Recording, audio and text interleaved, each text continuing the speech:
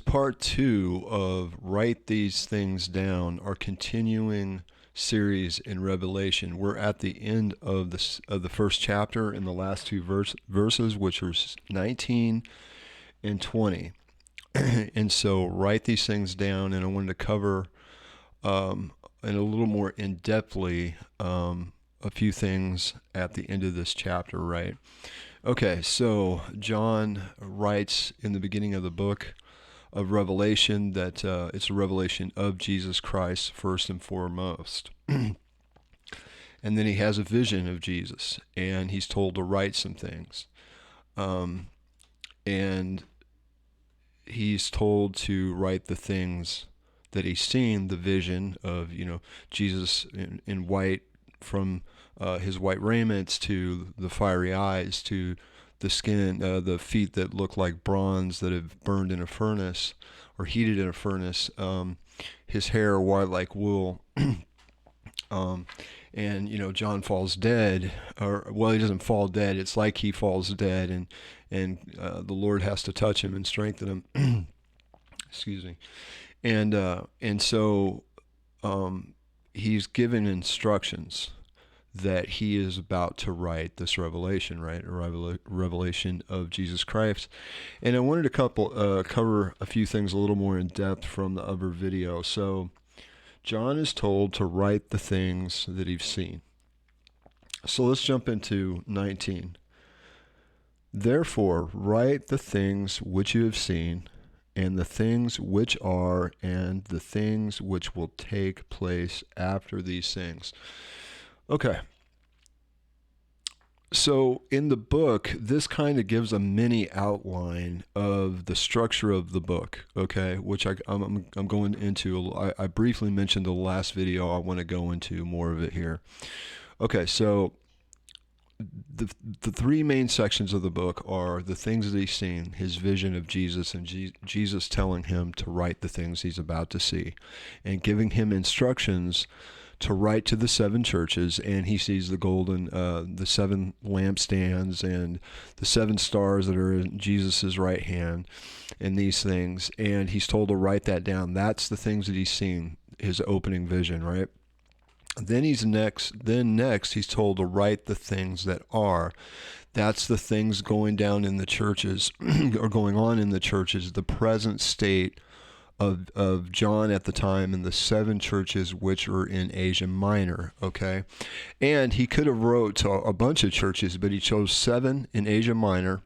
There were many other churches, but he chose to focus on these seven. So the write the things that are, that is the John's and the seven churches in the world at that time, really, but the things that are going on in present time. And the last thing that he's told to write is the things that will take place after these things. Okay.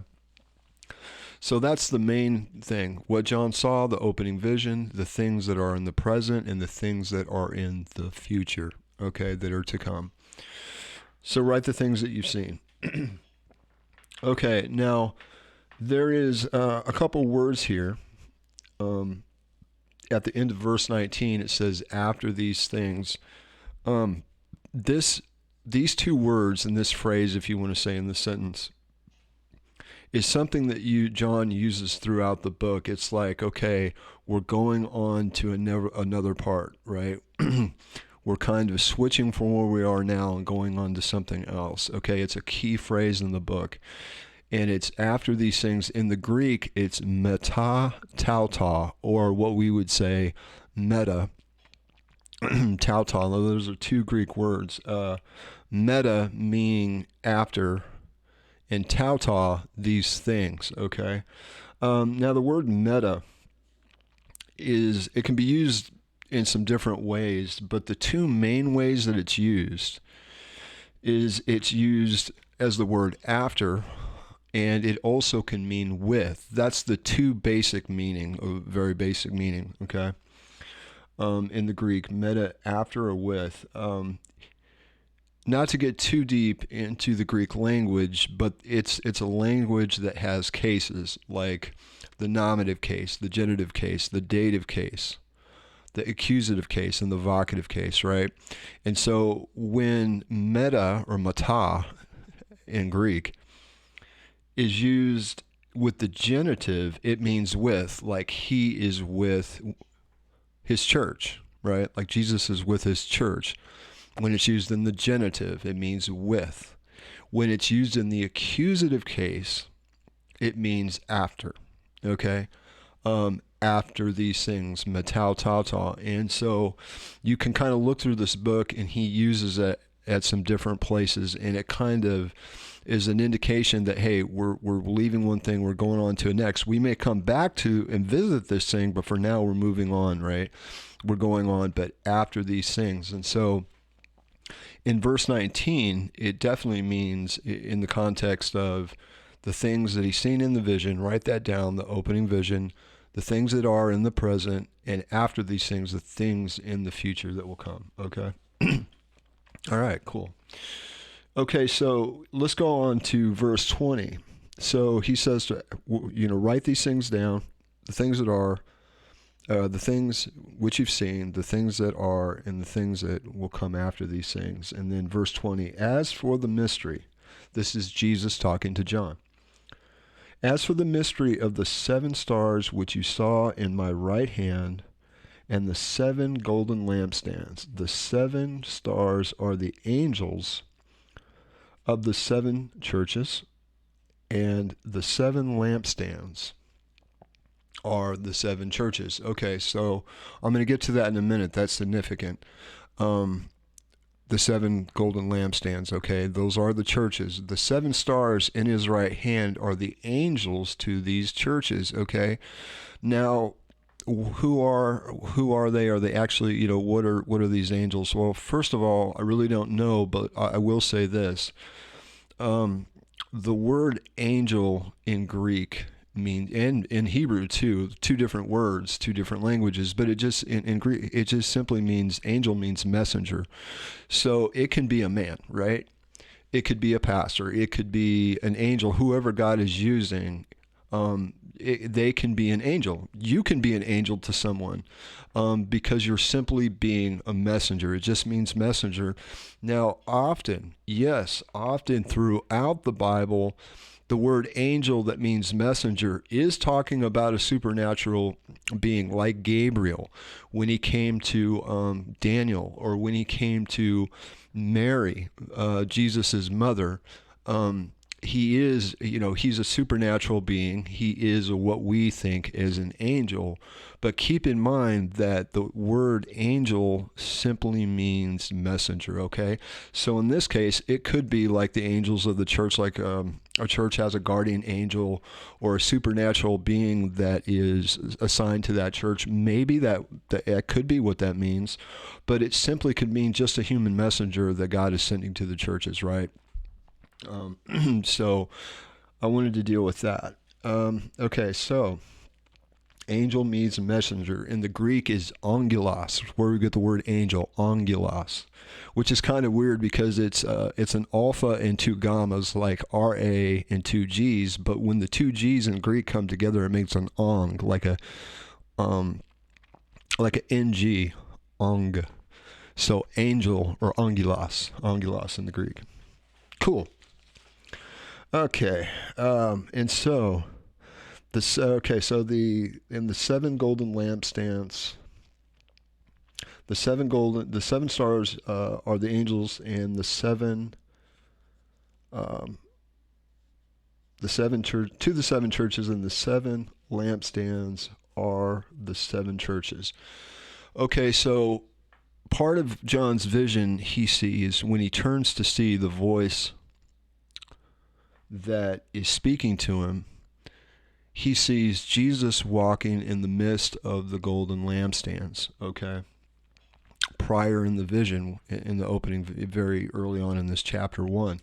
So he turns to see, and he sees Jesus walking among the golden lampstands, and hair white like wool, and eyes a flame of fire, and these things. But there's a significance here in this imagery. As I've said before, Revelation is a picture book, okay? God uses imagery to relay concepts to us. old and new, ones from the Old Testament that are consistent, right? Consistent images that mean a certain thing, and new ones that he brings up, like in Revelation, you see ones that haven't been used before, and most of them have, right? But he uses images. And so this image of the seven golden lampstands is really a picture of the menorah, what they call the menorah, of the seven branched lampstand in the Old Testament that stood in the holy place in the temple, and before the temple, the tabernacle, which lighted the way. And Jesus said, and that is also a picture and type of Jesus. He said, I am the way, I am the truth, I am the light, I am the light of the world, right? He said he is the light of the world. He also said, for those believers, you're the light of the world. Israel was supposed to be a light of the world. And although it's a picture of Jesus, it's very much a picture of the nation of Israel, right? The menorah. God, like I said, he said, I am the light of the world, but he also said, you're the light of the world. And God's people, the Israelites, were to be a light into the nations, okay? As said in Isaiah, they were supposed to reach the nations with the goodness of God, to be a light, to be a witness of the goodness of God. And a part of Israel's history of them being a positive witness and God working through them to reach the world and to be a witness to the world was definitely during the time of Solomon, where it was a very prosperous time, and when King Solomon, the wisest man that ever lived, except Jesus, people came from all over, like the Queen of Sheba, to hear his wisdom and about the things of God, right? So Israel is a picture of the menorah, God working through the nation who he had chose, and he was working through his nation who he had a covenant with, okay? And so you can read about this seven branch lampstand in Exodus chapter 37 and verse 18 through 23. So that's Exodus chapter 37, verses 18 to 23, where it talks about the seven.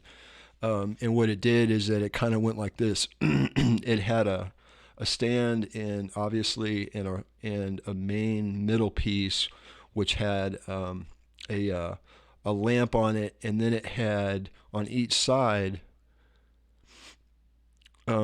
three branches on each side came up, or three branches on each side. So it went like this, and this, and it formed seven lamps. And so I think that is a picture of kind of what John is seeing when Jesus is walking among the lampstands. Now, here's the deal.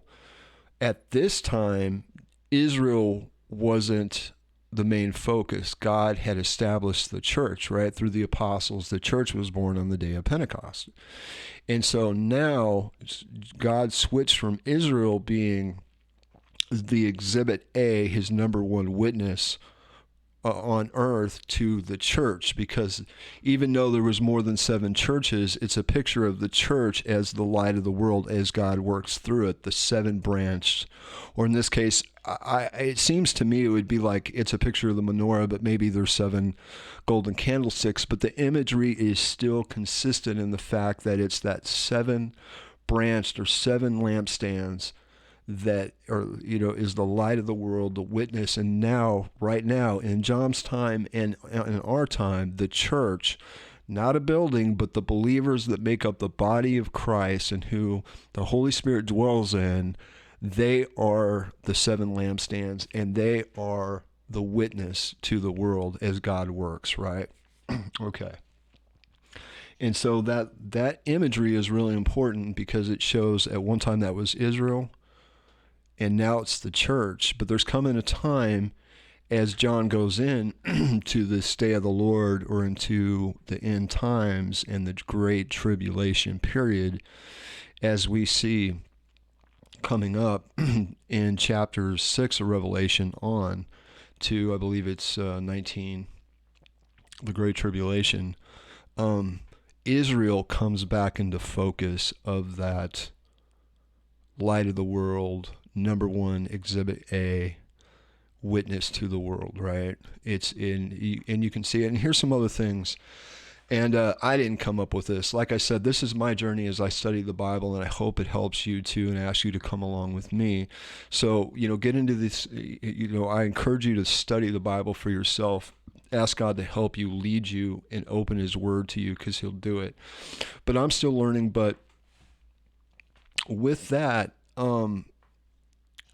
as you see, as I was talking a minute ago, that the church at one point stops being the light of the world, and Israel takes that front and center stage as the lampstand.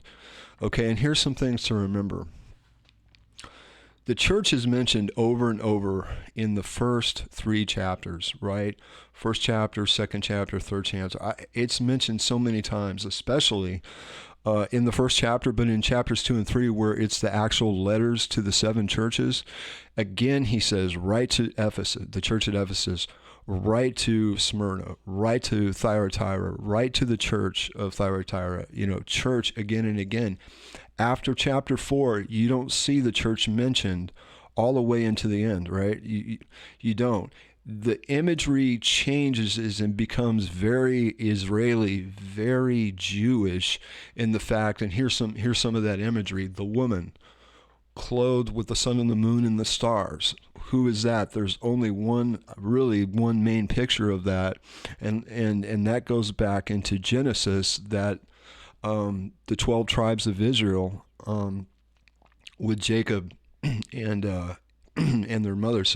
So that is a picture of Israel. It's consistent through it. Okay, so that's some imagery that you can use to identify from other passages in the Bible what it's talking about.